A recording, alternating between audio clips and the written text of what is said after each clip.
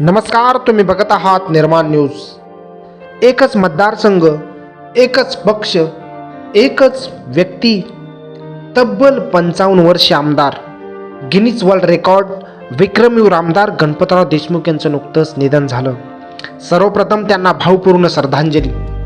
पांढरा शर्ट, पांढरी पॅन्ट, हातात बॅग असं साधारणपणे जुन्या काळातील गुरुजीशी साधर्म असलेलं गणपतराव देशमुख नावाचं व्यक्तिमत्व पाहिल्यानंतर या माणसाने विधानसभेच्या 11 निवडणुका जिंकल्या त्यावर विश्वास बसायचा नाही।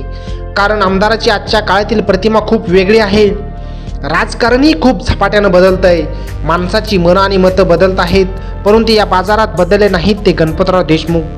तळागाळातल्या माणसाच्या प्रश्नापती असलेली गणपतरावाची तळमळ कणभरही कमी झाली नाही। 1972च्या दुष्काळाचा काळ होता। पंतप्रधान इंदिरा गांधी यांनी सोलापूरला भेट दिली। त्यावेळी वसंतराव नाईक वगैरे सोबत गणपतरावांनी विमानतळावर इंदिराजींची भेट घेतली। दुष्काळाशी संबंधित अनेक मागण्या त्यांनी इंदिराजीकडे केल्या। त्याच वेळी एक मागणी होती समान काम समान दाम अशी। त्यावेळी पुरुषांना 3 रुपये आणि महिलांना 2.5 रुपये मजुरी होती। गणपतरावांनी ती समान करण्याची मागणी केली आणि इंदिराजीने तिथल्या तिथे ती मंजूर केली। तळमळीचा हाच धागा घेऊन त्यांची वाटचाल सुरू राहिली। गणपतरावांचे मूळ गाव मोहोळ तालुक्यातील पेनूर, वकिली करण्यासाठी ते सांगोल्यात आले। त्यावेळी संयुक्त महाराष्ट्राची चळवळ जोरात सुरू होती। सांगोला तालुक्यात भूमिगत राहून पत्रके वाटण्याचे काम त्यांनी केले। संपूर्ण तालुक्यावर काँग्रेसचा एकछत्री अंमल होता। तशातच निवडणुका लागल्या। राऊत नावाचे विद्यमान आमदार होते, त्यांच्या विरोधात कुणी उभे राहायचे हा प्रश्न होता। उभे राहायचे म्हणजे हमखास पडायचेच होते। पडायचेच आहे तर गणपतरावांना उभे करूया असे संयुक्त महाराष्ट्र समितीचे एका बैठकीत ठरले आणि गणपतराव विधानसभेचे उमेदवार बनले। निवडणूक प्रचार काळात अनेक गावामध्ये गणपतरावांना लोकांनी येऊ सुद्धा दिले नाही। अशा स्थितीत शक्य तेथे पोहोचून गणपतराव सभा घ्यायचे। यशम जोशी, शंकरराव गोरे, आचार्य आत्रे वगैरेंच्या सभा ऐकून वक्तृत्व कमावले होते। त्याचा उपयोग होऊ लागला। लोक प्रत्यक्ष सभेला न येता लांबूनच त्यांचे भाषण ऐकायचे। लोकांचा प्रत्यक्षात प्रतिसाद न मिळाला या पहिल्या निवडणुकीत गणपतराव निवडून आले आणि आमदार झाले। ते मराठा समाजाच्या मतावर। मराठा समाजाचे प्राबल्य असलेल्या गावांनी गणपतरावाला भरभरून मते दिली। सांगोल्यातील जनता त्यावेळी ही जातीवर आधारित मते देत नव्हती आणि 50 वर्षांनी ही परिस्थितीत फरक पडला नाही। हा सामाजिक सलोखा टिकवून ठेवण्याचे श्रेय गणपतरावांच्याकडे जाते। निवडून आल्यानंतरचा त्यांचा सुरुवातीचा काळ मोठा खडतर होता। आमदार असले तरी सगळ्या ग्रामपंचायतीवर काँग्रेसचे वर्चस्व होते। त्यामुळे पंचायत समिती काही त्यांना जिंकता आली नव्हती, कारण पंचायत समितीसाठी ग्रामपंचायत सदस्याचे मतदान होते आणि तालुक्यातील बहुतांश ग्रामपंचायती काँग्रेसच्या ताब्यात होत्या।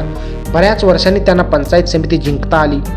सुरुवातीपासूनच सांगोल्यातील गरीब कष्टकरी माणसाच्या मनात गणपतराव देशमुख हा आपला माणूस असल्याची भावना राहिली आणि त्याच भावनेवर ते 60 वर्षे राजकारणात टगून राहिले। एकाच पक्षाकडून, एकाच मतदारसंघातून 13 निवडणुका त्यांनी लढवल्या। 2 वेळा त्यांचा पराभव झाला। एकदा मतदारसंघाच्या रचनेत काही बदल झाल्यामुळे ते हारले। किरकोळ मतांनी त्यांचा पराभव झाला, तरीही त्यांनी फेरमत मोजणीची मागणी केली नाही। त्यांच्या विरोधात मतदान करणारेही त्यांच्या पराभवाने दुःखी झाले आणि पुढची निवडणूक गणपतरावांनी मोठ्या फरकाने जिंकली।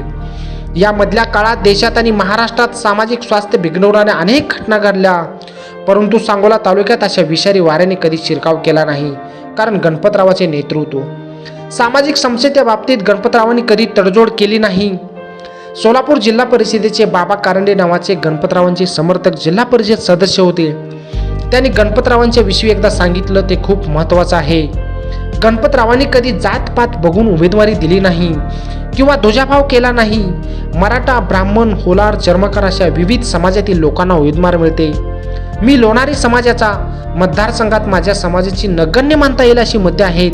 माझ्या विरोधात धनगर समाजाचा उमेदवार होता आणि तो गणपतरावाचा नातेवाईक होता, परंतु मी निवडून आलो कारण गणपतरावांनी आत एक बाहेर एक असे राजकारण कधी केले नाही।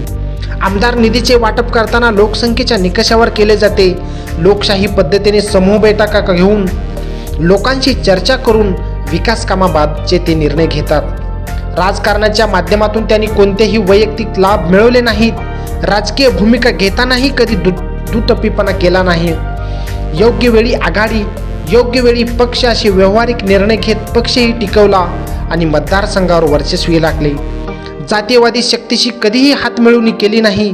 शरद पवार यांनी माढा मतदारसंघातून लोकसभेची उमेदवारी जाहीर केली तेव्हा त्यांना पाठिंबा गणपतरावांनी दिला होता आणि पवारांच्या प्रचाराचा नारळ फोडण्याचा मानही ज्येष्ठत्वामुळे गणपतरावांना मिळाला होता.